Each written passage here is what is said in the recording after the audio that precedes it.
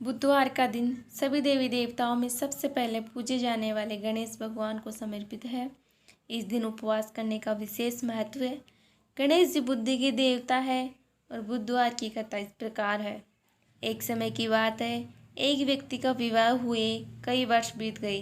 विवाह के बाद उसकी पत्नी एक बार मायके गई हुई थी। पत्नी के मायके में रहने के कई दिनों बाद उसका पति अपनी पत्नी को लेने के लिए ससुराल पहुंचा। ससुराल में कुछ दिन रहने के बाद वह पत्नी को मायके से ले जाने की बात अपनी सास ससुर से कहने लगा।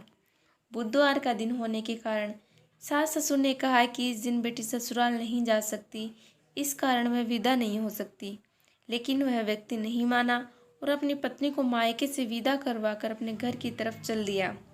रास्ते में जाते वक्त पत्नी को बहुत तेज प्यास लगी। तब पति पर पानी की तलाश में इधर उधर भटकने लगा। काफ़ी देर बाद जब पानी लेकर वापस लौटा तो उसने देखा कि पत्नी के पास उसी की वेशभूषा में कोई अन्य व्यक्ति पत्नी के संग बैठा है।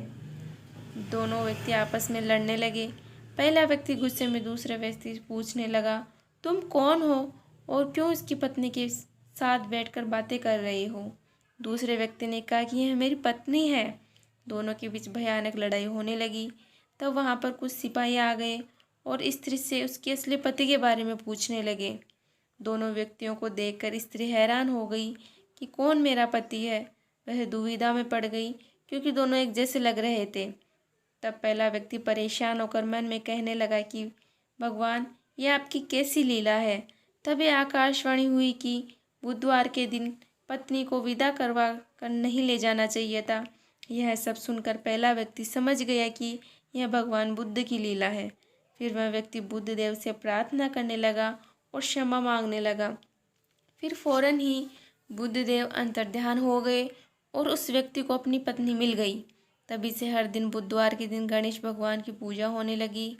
जो व्यक्ति बुधवार की इस व्रत कथा को सुनता है तथा सुनाता है, उसको बुधवार के दिन यात्रा करने का कोई दोष नहीं लगता तथा सब प्रकार के सुखों की प्राप्ति होती है तथा सब पापों का नाश होता है।